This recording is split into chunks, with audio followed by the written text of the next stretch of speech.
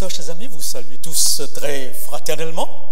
Toujours heureux de revoir les membres d'église et heureux aussi de voir d'autres visages qui nous viennent parfois d'autres églises ou même d'autres pays. Je me rends compte qu'au troisième banc se trouvent deux personnes que je connais très très bien. Alors que j'étais à Tahiti, Marie-Louise et Orna, accompagnés de Vaïchou, ils ont fait 20 heures d'avion pour arriver jusqu'ici. Je voudrais donc les saluer et saluer aussi les autres visiteurs qui sont là de passage. J'ai l'impression, depuis que je suis à la retraite, de développer une nouvelle vocation que j'appellerai vocation roue de secours, vocation bouche-trou.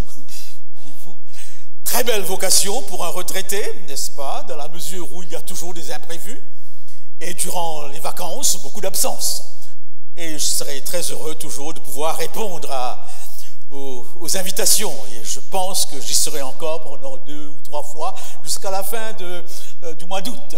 Mais je me dis toujours que si toutefois, avec beaucoup de fraternité, vous sentez que le retraité devient un peu gaga, n'est-ce pas, ou il se mélange trop, n'est-ce pas, que vous aurez la fraternité de me dire « Assieds-toi, il est temps maintenant de s'asseoir ». Ça me fait penser à l'histoire de ce jeune prédicateur qui avait pour épouse une gentille dame qui savait toujours lui faire des remarques. Et alors, après une de ses prédications, il s'est précipité vers sa femme en lui disant « Qu'est-ce que tu en penses de ma prédication ?» Eh bien, la femme a dit « C'était pas mal, mais tu as eu tellement d'occasions de t'asseoir et tu les as ratées. » Savoir s'asseoir, c'est aussi une chose importante. L'Ancien Testament est un clair-obscur. Les histoires que nous lisons dans l'Ancien Testament contiennent, il faut bien l'avouer, des zones grises. Tout n'est pas clair. Et c'est parfois très bouleversant. Une lecture superficielle, pleine de préjugés anti-chrétiens, peut nous emmener à des conclusions terribles. Je pense à cette déclaration de Richard Dawkins que j'ai peut-être déjà lue dans une de mes conférences. Athée anti-chrétien, et il dit de Dieu à partir de l'Ancien Testament, on peut dire que de toutes les œuvres de fiction, le Dieu de la Bible est le personnage le plus déplaisant, jaloux, fier de l'être. Il était impitoyable, injuste, tracassier dans son obsession de tout régenter, adepte du nettoyage ethnique. C'est un revanchard assoiffé de sang, tyran, lunatique, malveillant, misogyne, homophobe, raciste, pestilentiel, mégalomane, sadomasochiste, pratique l'infanticide, le génocide et le filiicide, la mort de son propre fils. Quelle description! C'est même gênant.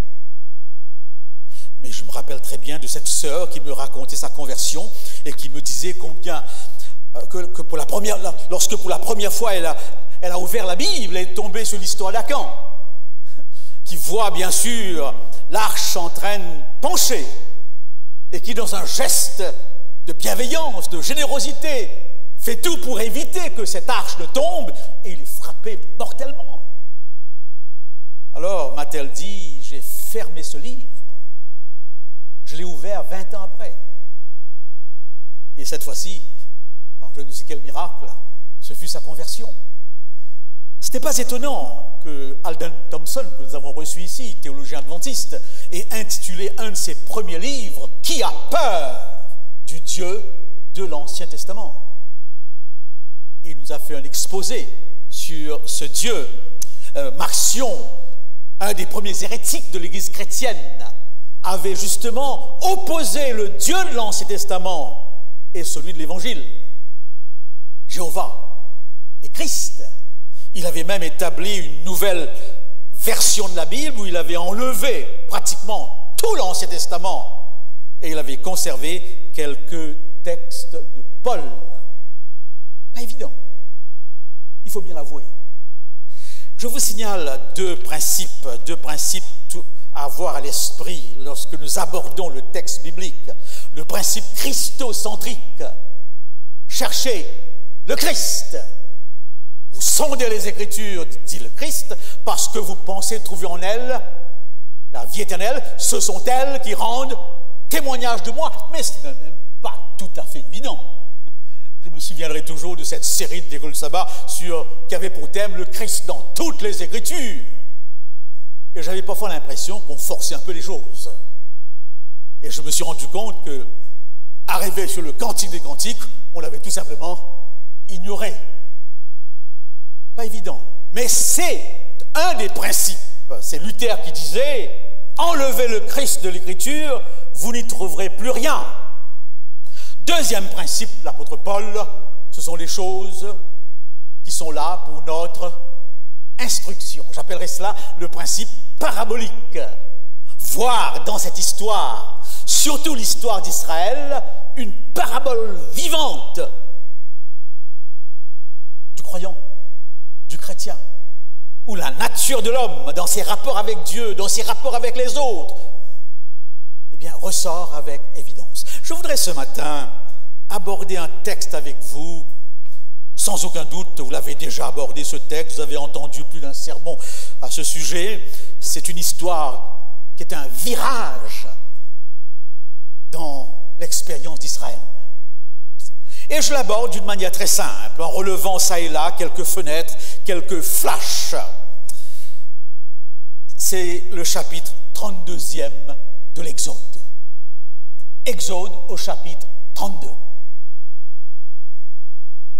Il est dit que, au verset 1, le peuple, voyant que Moïse tardait à descendre de la montagne, s'assembla autour d'Aaron. Voilà le premier flash. Le peuple est au bas de la montagne. Moïse, il est en haut, avec Dieu. Si vous lisez les chapitres précédents, vous constatez que cette ambiance où Dieu apparaît est quelque chose de foudroyant. Vous avez sans aucun doute plus d'une fois vu à la télévision une montagne en éruption volcanique. C'est beau, mais c'est quand même effrayant, autant le voir à la télévision. C'est l'ambiance. D'ailleurs, l'apôtre Paul, qui me semble être celui qui interprète le mieux l'Ancien Testament, toute l'Épître aux Hébreux est une interprétation de l'histoire d'Israël, eh bien, dira, vous ne vous êtes pas approchés d'une montagne qu'on pouvait toucher et qui était embrasée par le feu, ni de la nuée, ni des ténèbres, ni de la tempête, ni du retentissement de la trompette, ni du bruit des paroles tels que ceux qui l'entendirent, etc. Ce spectacle était si terrible que Moïse dit, je suis épouvanté, tout tremblant. Voilà donc l'ambiance sur la montagne. Et Moïse est là, au cœur de cette manifestation que nous appelons théophanie. Je rappelle le mot utilisé dans un sermon précédent. Il est dans un tête-à-tête avec Dieu, mais il ne voit pas Dieu, parce qu'il va lui poser la question 2 chapitres après, montre-moi ta gloire, fais-moi voir ta face. Qu'est-ce que Moïse voyait? Je ne sais pas. Ça dure depuis 40 jours. 40 jours. Et pour le peuple, 40 jours, c'est long, trop long. Moïse tarde à descendre. On ne sait pas ce qui lui est arrivé. Donc, 2 situations très paradoxales. Une montagne enflammée, où Dieu apparaît, et au bas, un peuple désorienté, dans un état moral chaotique, qui va d'ailleurs formuler quelques demandes. La première demande, allons, fais-nous un Dieu qui marche devant nous. C'est le thème de mon sermon. C'est assez bizarre. Je pense qu'il faut savoir écouter, comme Gino et tant d'autres musiciens, écouter avec une oreille de musicien. Les vrais musiciens sentent tout de suite les notes discordantes. Ils savent quand c'est faux. Si vous écoutez bien les gens attentivement, vous découvrirez tout de suite les notes discordantes qui peuvent servir de point de départ pour une conversation, pour une prise de conscience. Fais-nous un Dieu qui marche devant nous. Est-ce qu'il marche, ce Dieu? Est-ce qu'il est immobile, comme les dieux égyptiens, comme tous les dieux des religions païennes? Bizarre. Bizarre qu'il demande un Dieu qui marche comme si ce Dieu ne marchait pas. Alors qu'au chapitre 13, il nous est dit, l'Éternel allait devant eux le jour dans une colonne de nuée pour les guider dans leur chemin et la nuit dans une colonne de feu pour les éclairer afin qu'ils marchent jour et nuit. La colonne de nuée ne se retirait point devant le peuple pendant le jour, ni la colonne de feu pendant la nuit. Il marchait devant, derrière, à côté. Toute la nuit, tout le jour, pendant 40 ans. Et voilà qu'après 40 jours, le peuple demande un Dieu qui marche. Est-ce que nos yeux s'habituent tellement vite, même aux réalités les plus impressionnantes, que finalement, on n'en est plus impressionné? Est-ce qu'à force de voir, on ne voit plus? Après 40 jours. C'est déjà étonnant. Étonnant. La psychologie religieuse humaine. Fais-nous un Dieu qui marche devant nous, alors que ce Dieu marchait dans tous les sens. Mais on pourrait se demander finalement, que demande le peuple? Écoutez pour retenir les notes discordantes dans nos vies, dans nos relations avec les autres, et cela pourrait servir de passerelle de discussion. Et ensuite se poser la question, qu'est-ce qui se cache derrière les mots? Derrière une demande, il y a toujours une autre demande. Lorsque jeune professeur, constamment des étudiants venaient m'annoncer la mort de leur mère, comme excuse pour n'avoir pas fait ce travail, ce devoir. On était clair et net pour comprendre que derrière cette demande se cachaient d'autres demandes. Soit on l'accepte, ou alors on le refuse. Quelle est donc la demande du peuple? Sommes-nous toujours conscients des motivations profondes de ce que nous demandons?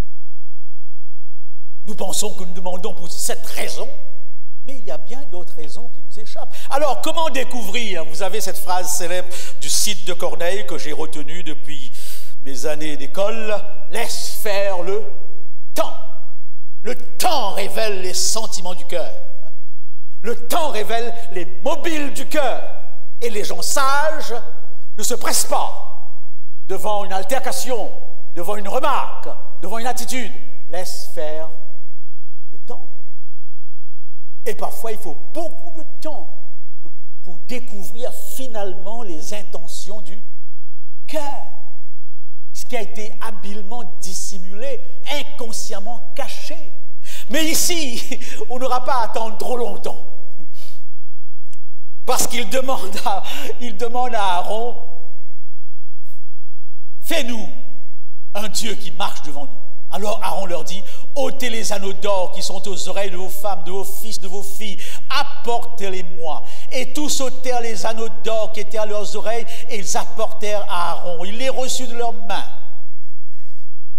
Ils en avaient beaucoup. Parce qu'ils sont partis d'Égypte en prenant tout ce qu'ils pouvaient prendre. Et nous sommes dans des sociétés où l'or, l'argent comme décoration, comme élément esthétique de beauté, coule à foison. Mais ce qui me frappe ici, c'est la chose suivante. Et je trouve encore là une contradiction de la spiritualité humaine. Israël est généreux pour son veau d'or.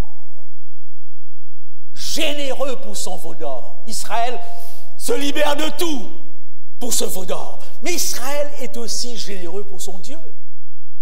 Comment peut-on être généreux dans les deux sens? Parce que lorsque Moïse va demander à Israël de se dépouiller pour la construction du sanctuaire, ils vont le faire. Ils donneront tout. Au point où même Moïse dira, ça suffit, il y a trop. Bizarre. Quel rapport entre Baal et Dieu? Et comment peut-on être généreux pour Dieu et parallèlement l'être aussi pour Baal? Voilà donc un élément assez frappant. Et notre cher Aaron, président par intérim, exécute la tentation de ceux qui font l'intérim.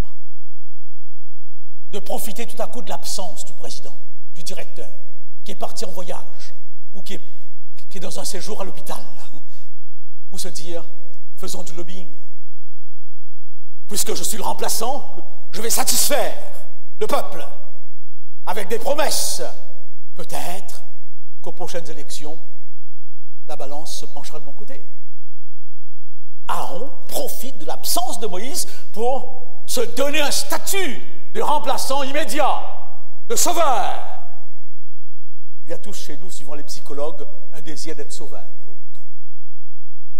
Eh bien oui, il rassemble tout ce qu'il a, et alors ce veau d'or a lieu. Et qu'est-ce qui se passe après? Lorsqu'Aaron vit cela, eh bien il est dit, Israël, aussitôt, il dit, Israël, voici ton Dieu qui t'a fait sortir du pays d'Égypte. Ce souvenir est encore tout frais. Le souvenir des 10 plaies. Et là, Dieu rapproché au Dieu d'Égypte, au Baal, au Dagon, voici ton Dieu. Comment peut-on faire cette confusion après si peu de temps? Et lorsqu'Aaron entend cela, il est dit, n'est-ce pas? Eh bien, lorsqu'Aaron vit cela, il bâtit un autel devant lui et il s'écria, demain il y aura fête en l'honneur d'Éternel. Que c'est facile, chers frères et sœurs, de bâtir le veau d'or, fête en l'honneur d'Éternel. Ce genre de baptême, l'histoire en est remplie. Un déclic, une prière, une phrase du haut de la chair, et on a l'impression qu'on a renversé la situation. Je me rappelle toujours de ce pasteur, il est encore vivant, il a presque 92 ans. C'est un ancien président de fédération. Et c'est une époque où nous avions à l'église des fêtes de jeunesse. Je ne sais pas si je nous en souviens, il était tout petit à ce moment-là, n'est-ce pas? Eh bien oui, chaque église faisait une fête de jeunesse, fête de fin d'année. Il y avait même une sorte de compétition entre les églises. Mais parfois, ces fêtes n'avaient qu'une seule motivation. Passer 1 heure ou 2 à rire, à nous amuser. Et parfois, certains sketchs frisés, eh bien, des zones grises, n'est-ce pas? Et on s'éclatait. Mais le bouquet, c'est qu'on commençait par la prière et on terminait par la prière. On avait l'impression qu'avec la prière, tout rentrait dans l'ordre. Ce qui avait tout simplement pour objectif de rire, bien loin de la gloire de Dieu, bien loin d'un soupçon de révérence, que sais-je, la prière, le côté magique. On bâtit tout à coup le veau d'or, fête en l'honneur de l'Éternel. Je pense toujours à ce couple, j'étais jeune prédicateur, à ce couple qui veut se marier, mais il y a des raisons qui font que ce mariage n'est pas accepté par l'Église. Je n'entre pas dans ces détails. Et mon père, pasteur, qui a refusé de bénir ce mariage, et je vois la femme que je connais très très bien, amie d'enfance, qui me dit, écoute, on ne peut pas ne pas le faire. Viens, fais une petite prière. Combien de fois j'ai entendu dans l'Église ces petites prières, comme s'il y a des petites et des grandes. Et à Tahiti, là où je vois mes amis tahitiens, combien de fois on ne m'a pas demandé, on ne pourra pas se marier dans l'église, hein, pour certaines raisons, on va le faire au sous-sol. On va le faire au sous-sol. Est-ce que tu peux venir au sous-sol faire une petite prière? Là-haut, non, je ne peux pas le faire, mais au sous-sol, oui. Bizarre. Ce type de raisonnement. Et sans aucun doute, nous pouvons trouver dans nos vies ce type de raisonnement où nous baptisons le veau d'or, notre veau d'or, fait en l'honneur de l'Éternel, par un texte de l'Esprit de prophétie qu'on cite comme moyen de plâtrage, un coup de pinceau magique, spirituel, pour changer le cours des choses. Mais le temps révèle. La vraie nature, tôt ou tard, s'exprime. Et justement, qu'est-ce qui va se passer? Le lendemain, ils se levèrent de bon matin. Paradoxalement, ils offraient des holocaustes et des sacrifices d'action de grâce. Ils commencent bien, par un culte d'adoration, par des chants de louanges qu'ils connaissaient déjà, parce qu'ils avaient déjà été instruits sur ces choses.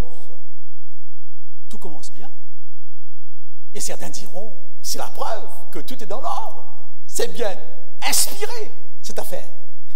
Mais après, le peuple s'assit pour manger, pour boire, puis ils se levèrent pour se divertir. À ce niveau, aucun problème. Dieu n'est pas contre un sain divertissement, mais les spécialistes du texte font comprendre que va suivre là un temps d'orgie, à l'image des orgies qui se pratiquaient en Égypte. Complètement désorientée, et c'est une fête totalement païenne, avec tout ce que cela peut représenter. De l'Holocauste, du sacrifice, on passe à une démonstration religieuse immorale. Retournement. C'est impressionnant, c'est impressionnant. Eh bien oui, ils se levèrent pour se divertir. Alors maintenant, je me pose la question. Que signifie cette phrase? Fais-nous un Dieu qui marche devant nous. Si je comprends bien l'histoire, d'une manière très simple, 4 missionnaires volontaires, c'est comme ça qu'on nous appelait auparavant, un badge missionnaire volontaire. Je n'aimais pas le porter parce que mes petits copains de rue, lorsqu'ils me voyaient, me disaient « Mauricien voleur », n'est-ce pas? Missionnaire voleur. Donc, on avait horreur de tous ces badges, n'est-ce pas, etc. Donc, qu'est-ce qui se cache? Qu'est-ce qui se passe? Eh bien, les 4 missionnaires volontaires soulèvent un podium, n'est-ce pas? Sur ce podium, il y a le veau d'or. Ils l'emmènent à gauche, ils l'emmènent à droite, au nord, au sud. Quand ils sont fatigués, ils le déposent. Et ils reprennent ensuite. En d'autres mots, chers frères et sœurs, l'expression « fais-nous un Dieu qui marche devant nous » signifie tout simplement « fais-nous un Dieu que l'on fasse marcher ». Un Dieu que l'on fasse marcher, qu'on soit capable de domestiquer, manipuler, orienter suivant les désirs de nos cœurs. C'est là l'essence même de l'idolâtrie.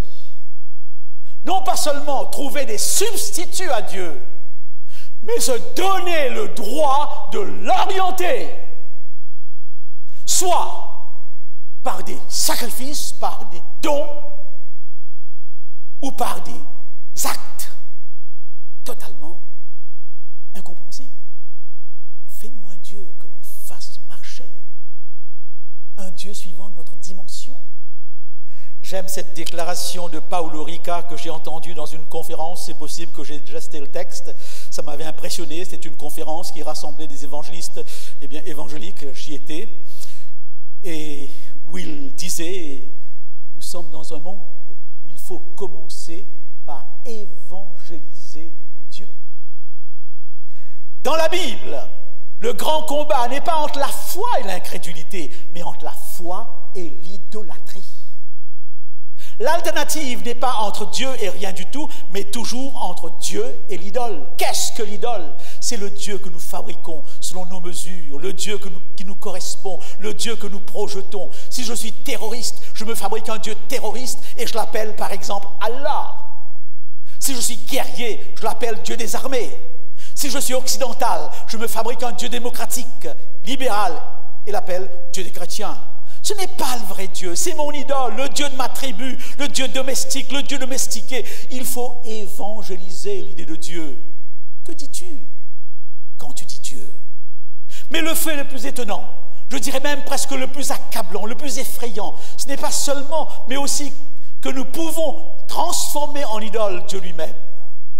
Oui, nous pouvons devenir idolâtres de Dieu, de notre propre conception de Dieu. Et à partir de cette conception, toute notre religiosité est orientée. Eh bien oui, que dis-tu quand tu dis Dieu? Quel type de Dieu? Dieu parachute? Dieu parachute? Dieu guichet automatique? Dieu trousse pharmaceutique? Qu'on utilise lorsque nous sommes à l'extrémité? Je pense à ce que j'avais lu une fois par rapport à une sécheresse qui sévissait à Sydney en Australie, où le maire disait « On a tout fait, il ne reste maintenant qu'à prier. » On a tout fait pour la dernière ressource, le dernier recours, Dieu. Quel Dieu? Quel Dieu? N'est-ce pas? Cette question est fondamentale. Cette question est fondamentale parce que suivant ma vision, ma conception de Dieu, comme de n'importe quoi, ma vie prend une direction ou prend un sens. Tout part de l'idée que je me fais, de la pensée qui m'anime. Et cette pensée oriente automatiquement mon attitude. Quel est donc le Dieu que nous avons? Eh bien oui, un Dieu que l'on fait marcher. Cette expression très française veut tout dire. Et alors, que va dire Dieu? Comment il va réagir? Eh bien oui, descends, car ton peuple que tu as fait sortir de ton pays d'Égypte s'est corrompu. Je suis frappé ici. Et l'image de Dieu me paraît parfois difficile à saisir. Dieu se désolidarise. C'est lui qui a sorti le peuple. Plus d'une fois, les psaumes le disent. Il les a sortis avec force. Et cette fois-ci, il dit à Moïse, ton peuple, celui que tu as fait sortir. C'est le père qui ne reconnaît plus son fils. La fille qui ne reconnaît plus son enfant. Cassure, coupure, immédiate. Ce Dieu de l'Ancien Testament, parfois, nous trouble. Heureusement, avec le Nouveau Testament, nous pourrons faire un peu la part des choses.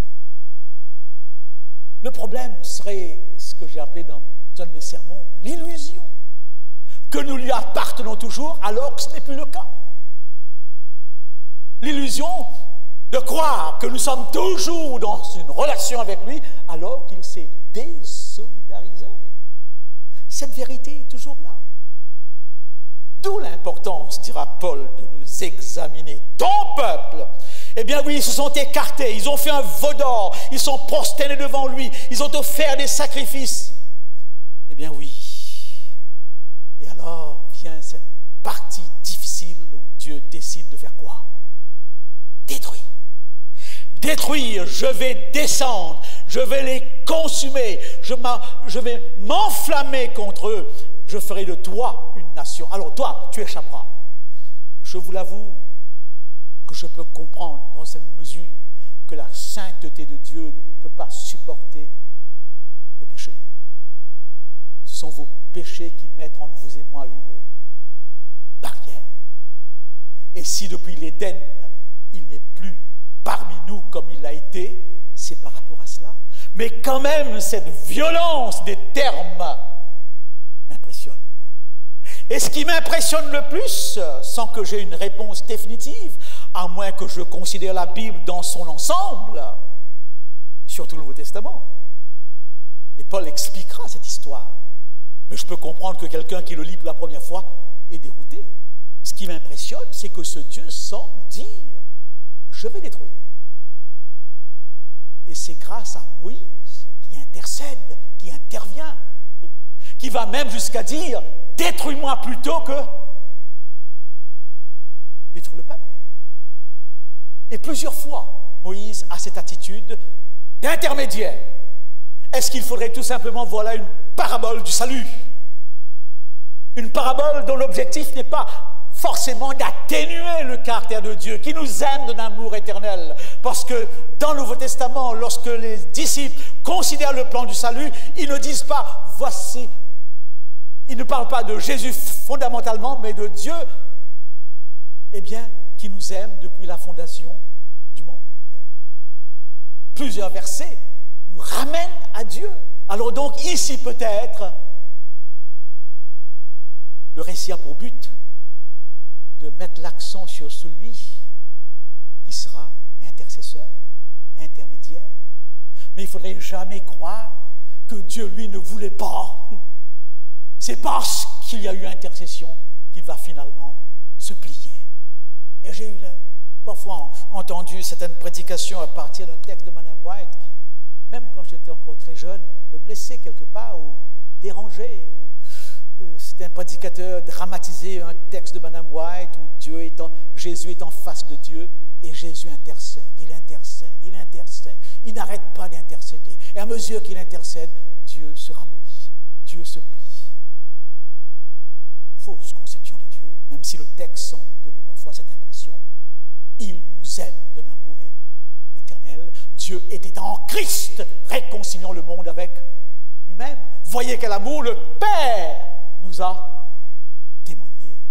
Mais je peux comprendre Dawkins, qui à la suite d'une première lecture arrive à des choses difficiles. Alors il est dit que Dieu changera le cours des événements, car il est dit qu'il se repentit, texte difficile à comprendre. Il n'y a chez lui aucune ombre de variation. Comment donc comprendre la repentance de Dieu? Sujet de serment peut-être, mais arrêtons-nous là, c'est pas si simple, n'est-ce pas? Eh bien oui, et j'arrive maintenant sur cette partie où Moïse, l'intercesseur, descend. Il descend. Et alors qu'il n'est pas loin de l'endroit où se trouve cette orgie d'Israël, eh bien, il sent ce qui se passe. Il est dit, les tables étaient l'ouvrage de Dieu et l'écriture était l'écriture de Dieu gravée sur les tables. Donc, il a entre les mains les tables de Dieu et il va les briser. Et lorsqu'il entendra le chant, Josué entendit la voix du peuple qui poussait les cris et dit à Moïse, il y a un cri de guerre dans le camp. Moïse répondit, ce n'est ni un cri de vainqueur, ni un cri de vaincu. Ce que j'entends, c'est la voix de gens qui chantent. C'est religieux. C'est religieux. Eh bien oui. Moïse s'enflamme. Il jette de ses mains les tables. Il brise les tables. Il prit le veau qu'il avait fait et le brûla au feu. Il le réduisit en poudre, répandit cette poudre à la surface de l'eau et il fit boire les enfants d'Israël. Je ne comprends pas trop. Il y a sûrement un élément culturel derrière cela qui m'échappe. Je n'ai pas eu le temps de voir les commentaires sur cette question. Que signifie, eh bien, cette boisson et le fait qu'il leur demande de boire cette eau. Mais ce qui m'a le plus frappé, c'est lorsqu'il va s'adresser au président par intérim. Eh bien oui, au verset 21, Moïse dit à Aaron, que t'a fait ce peuple? En d'autres mots, combien il t'a payé? Le bribe, n'est-ce pas? Qu'est-ce qu'il t'a donné? Qu'est-ce qu'il t'a promis? Des élections favorables? Attention, attention.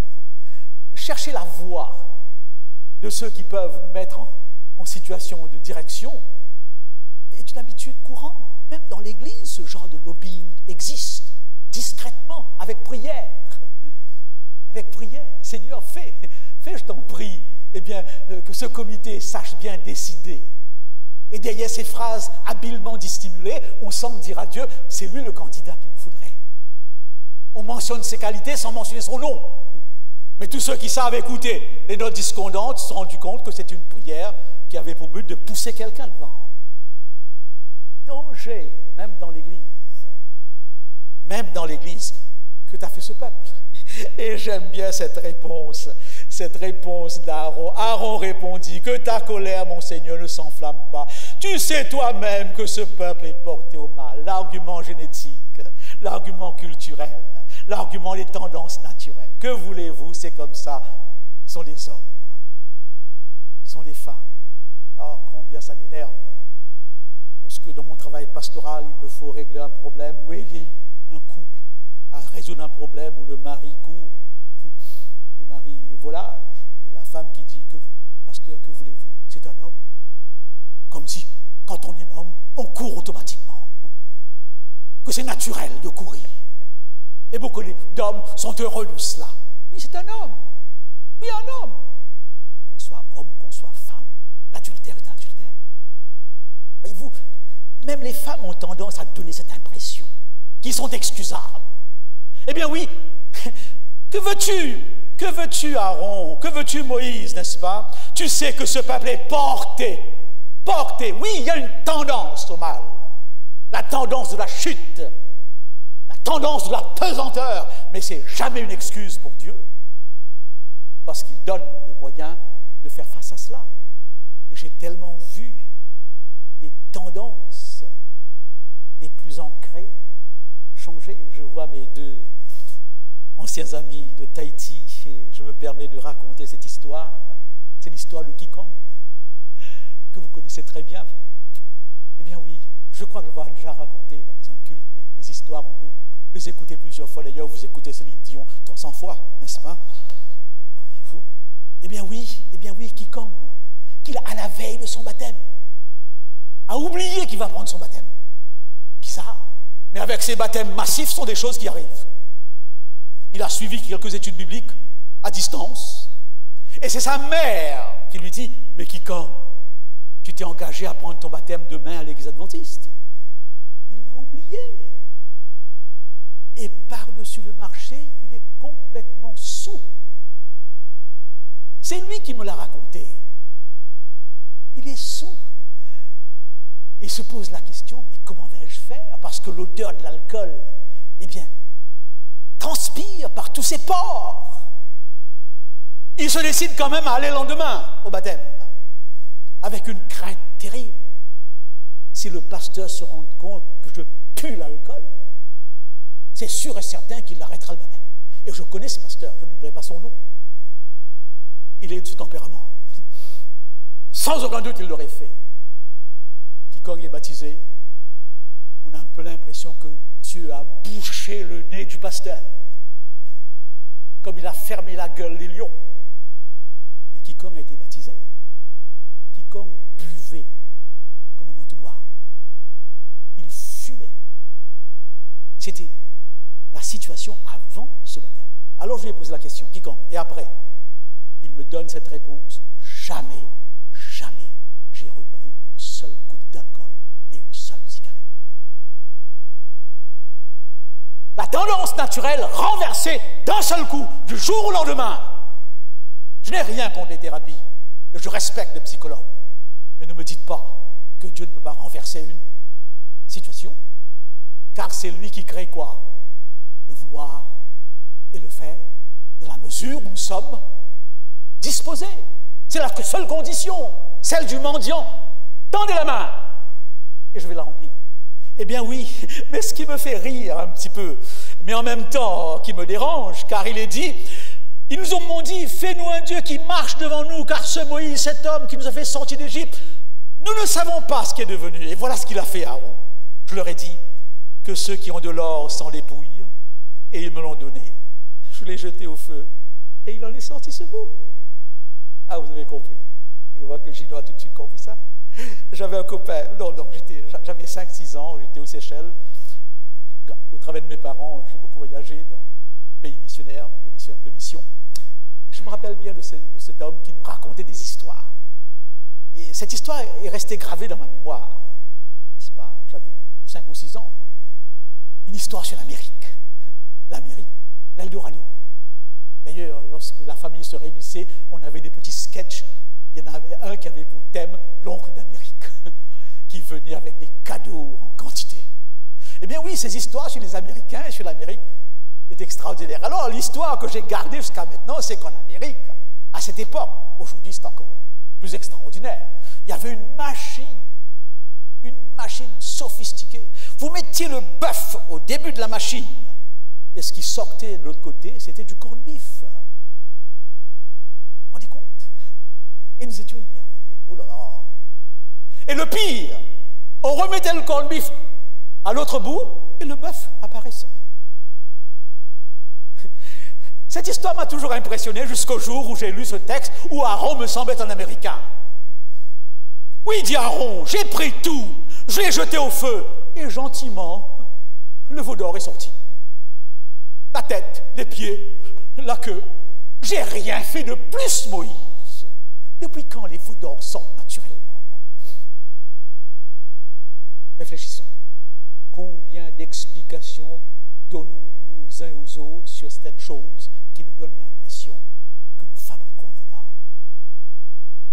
Ou ceci, c'est pas moi, c'est lui. C'est pas moi, c'est des circonstances. Moi, j'ai fait que ça. J'ai dit un mot, ok, pas plus. Et finalement, ce qui est sorti est terrible.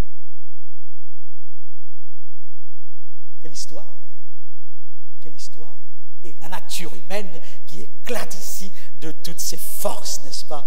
Et alors, la suite est terrible, n'est-ce pas? La suite est terrible. Eh bien oui, repentance de Dieu et autres, et un choix qui va se faire, le pardon aura lieu, mais au détriment eh bien, de toute une masse.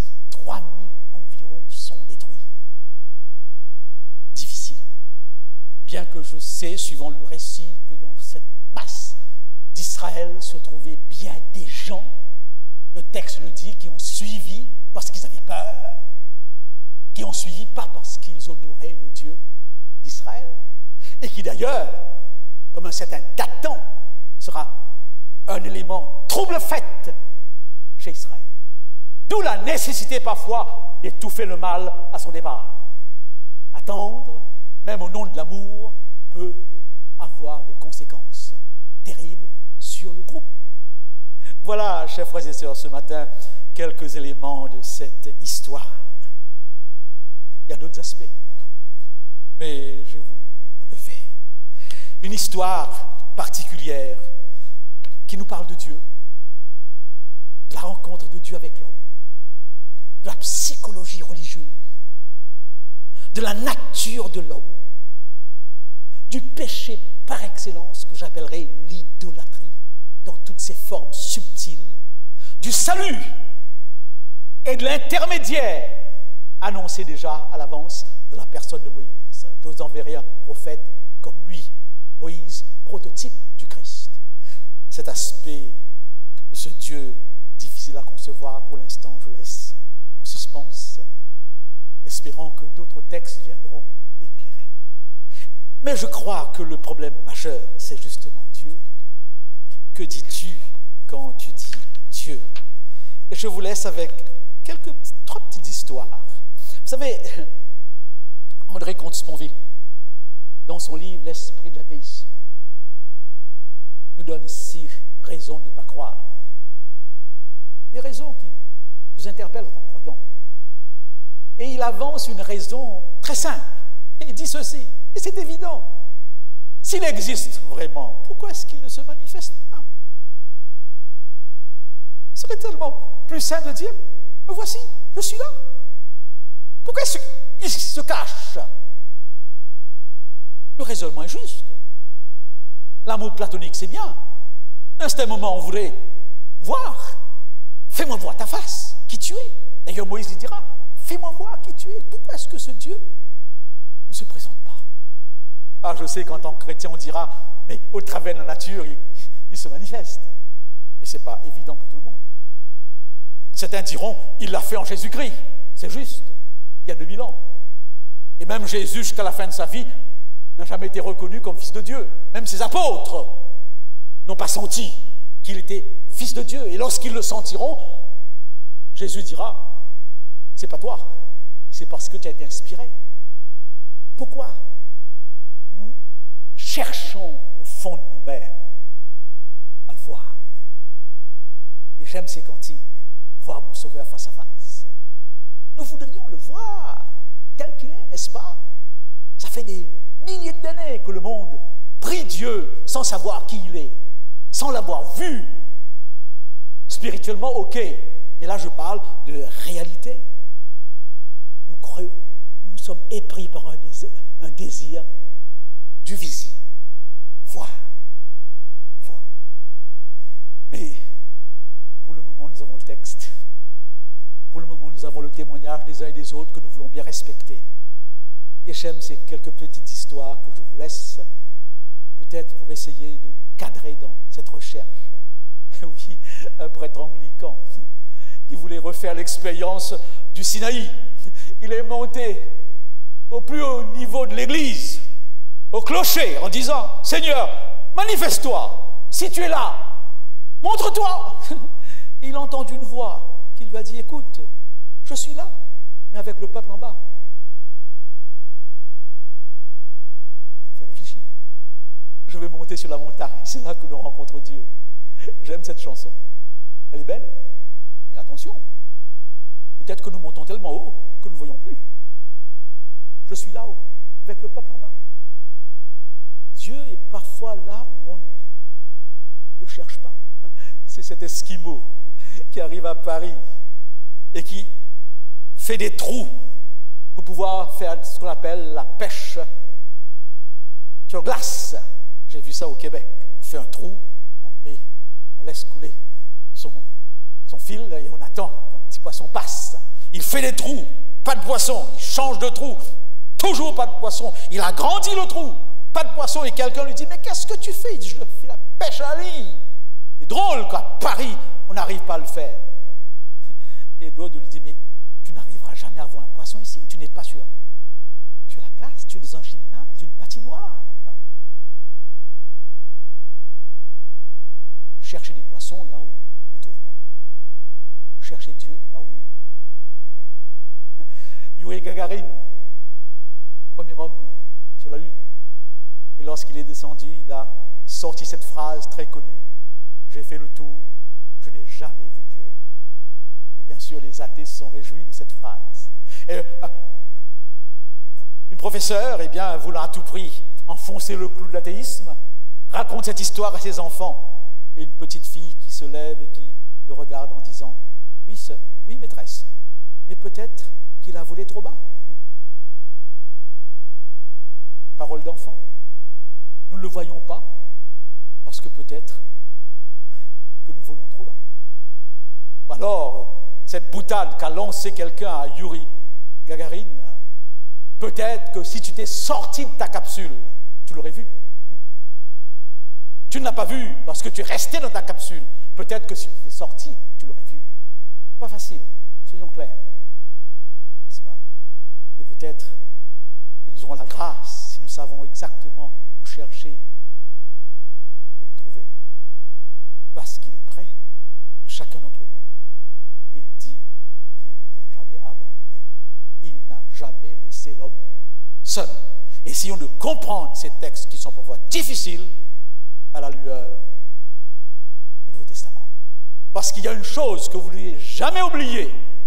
Si ces textes de l'Ancien Testament nous dérangent parfois, ces textes n'ont jamais dérangé le Christ, parce que le livre qu'il lisait était l'Ancien